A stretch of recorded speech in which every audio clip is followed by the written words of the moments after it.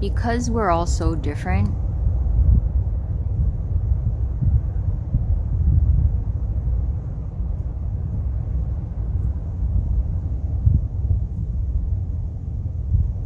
it's really difficult to stick to a path or stick to a certain system.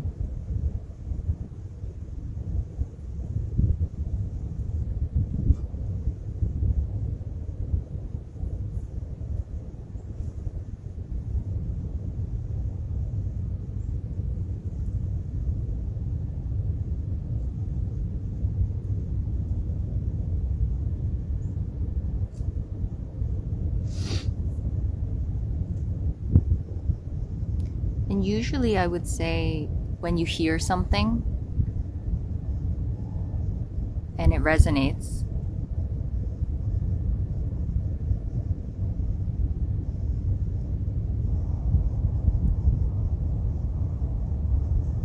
then use it for a time until it's time to let it go.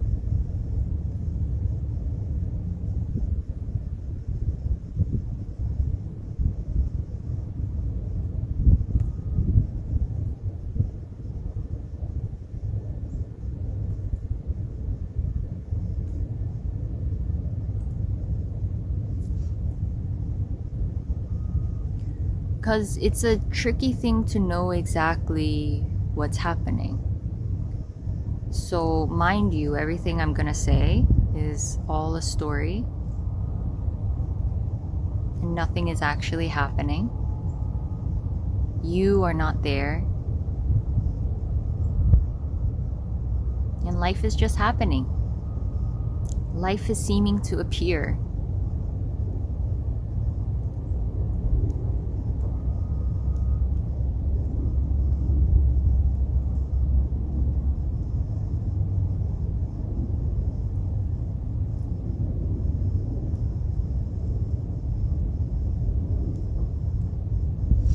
So, on the one hand, you have the so called ultimate truth that you can't put into words. You can't get to it, you can't understand it. It already is the case. It's so simple.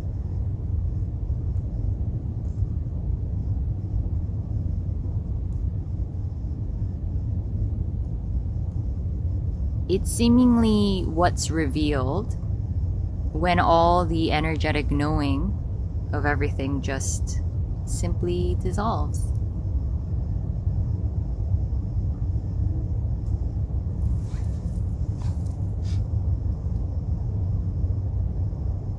So you have that, and then you have on the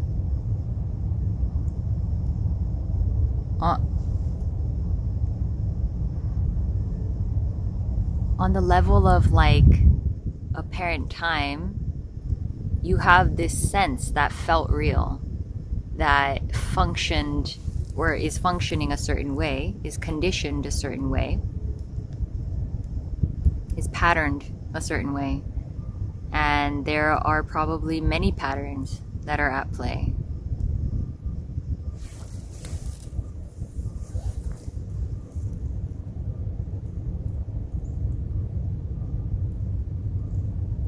So just for instance,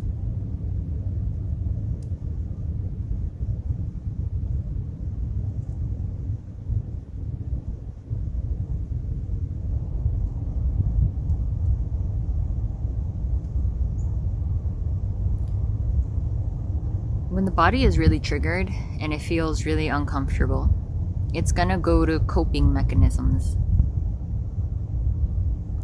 It just wants to feel okay.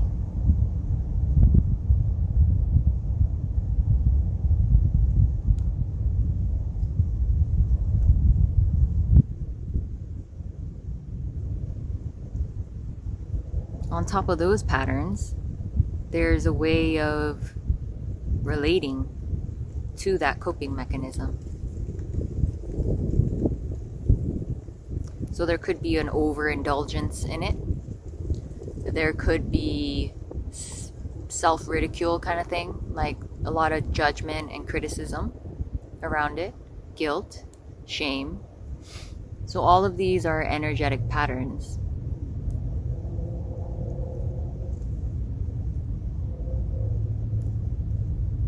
And as we're talking about the so-called dissolving of the self that was never there, this so-called ownership,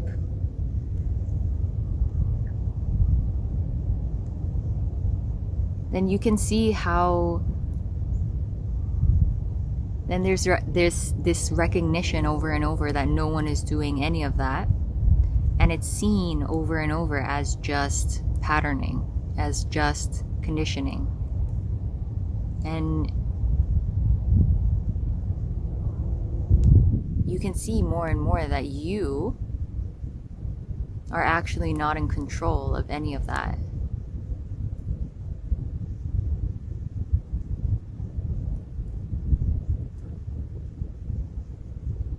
And so this is why this can be a really messy process, and that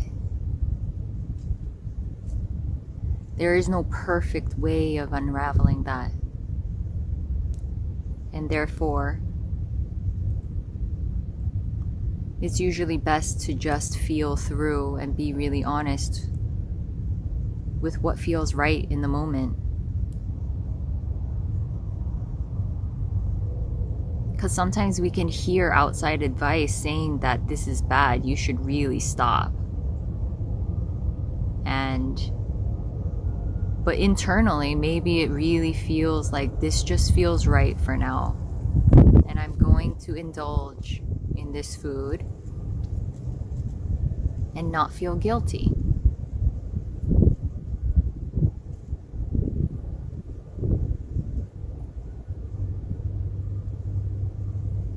Like, that's quite a different energy than the doing of something and feeling resistance and fighting against it.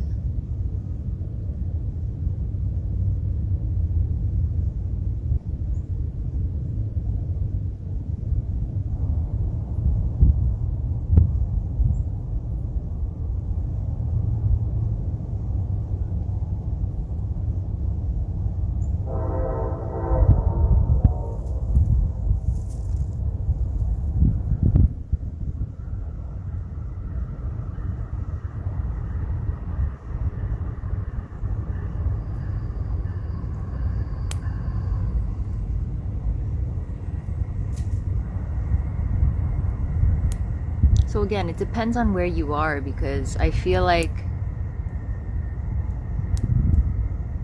if there is really an overindulgence in something and it's just absolutely the addiction has completely taken over, then I do feel like some willpower and some sense of control can come into play to really mitigate that stuff and to really see that it is harming the body and it just doesn't feel good, like, at all.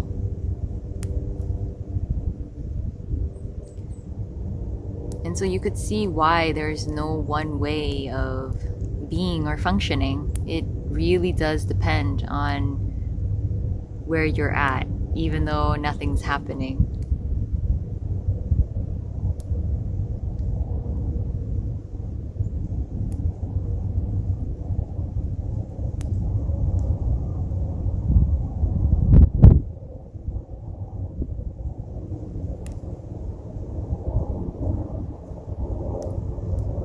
Another thing is, sometimes there are certain aspects that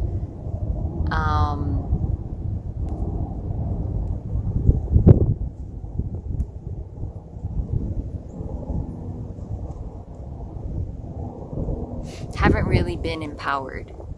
So, like, parts of us that have been shut down and maybe suppressed.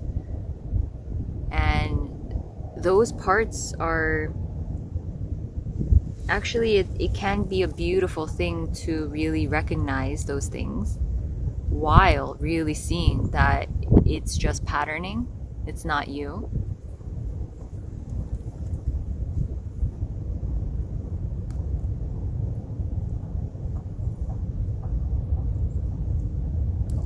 Like, one example is, for me, making these YouTube videos and sometimes feeling the real discomfort of, let's say, getting hateful comments or being ridiculed or having acne on my face and just posting it anyways.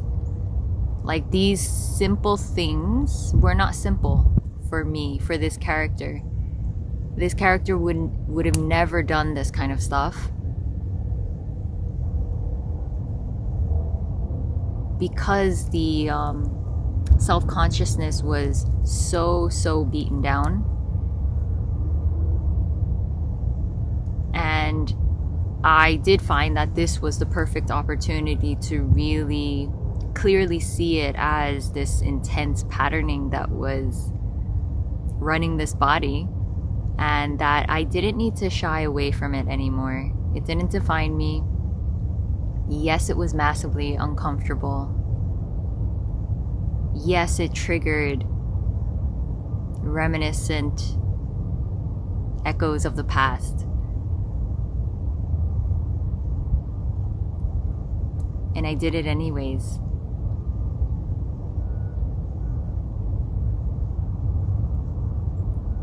And that's not to say I did have massive support from my friend, who is now my partner, from this amazing YouTube community and amazing people that I've met.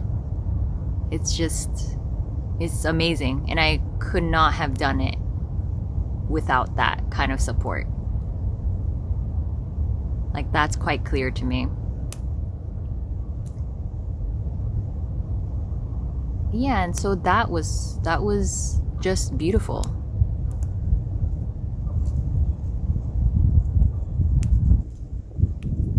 And it's not that needed to be mended. It's not that I needed to get rid of the self-consciousness or the embarrassment or shame. It's just more recognizing it for what it is and really seeing the innocence in the story, seeing the innocence in how that conditioning came to be the way it is for this particular body. And it was so innocent.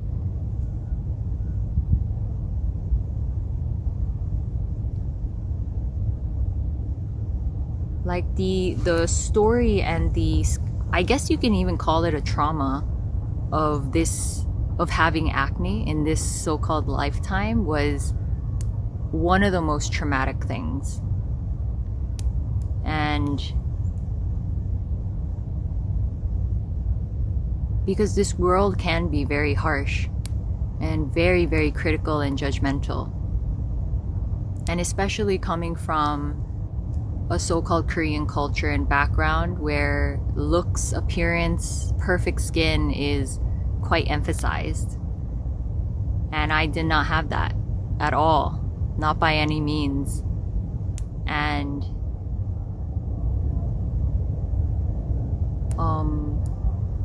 I've had cystic acne for, I don't know, since I was like 24.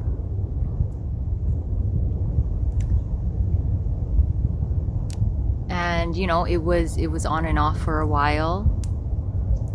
It became an intense health freak.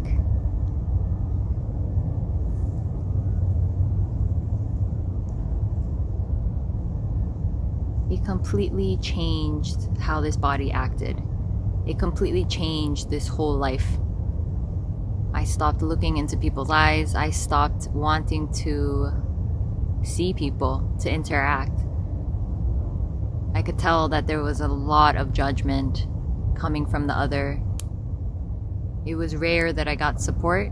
It was mostly that I got looks of disgust. And that is a painful thing to go through.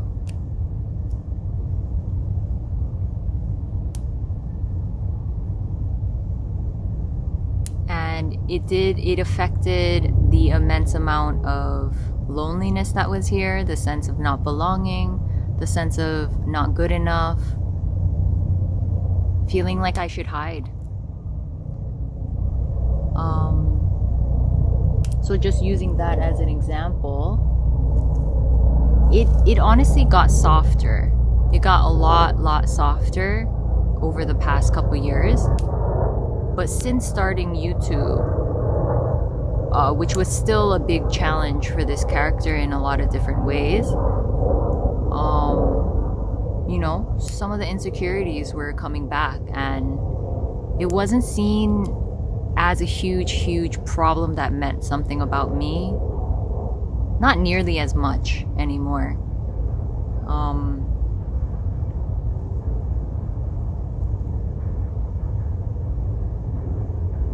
And I didn't expect it to be mended. I just did not. It was just more and more clearly seen for what it is. It's an innocent pattern. It's so understandable why this body felt the way it did, why it felt the need to hide. And it was all okay. It's all okay. If you don't meet yourself where you are right now, then all you're doing is trying to escape what simply is, and imagining a future way of being, a future better existence where you feel more confident, better about yourself, more perfect. Most people have this idea like, oh, when I become perfect, then I'll be confident, then I'll feel good, I'll feel okay. Honestly, it's never the answer. It's the more beautiful and the more profound thing to happen is to really see that feeling, that insecurity, and feeling that, I don't know, whatever it might be, the disgust of how the body appears or the discomfort of it, that is just what's arising. And it's so innocent that it feels that way. It's okay that it feels that way, but it is not saying the truth. But because of maybe years and years of believing that was true, it's just coming up. And that is okay.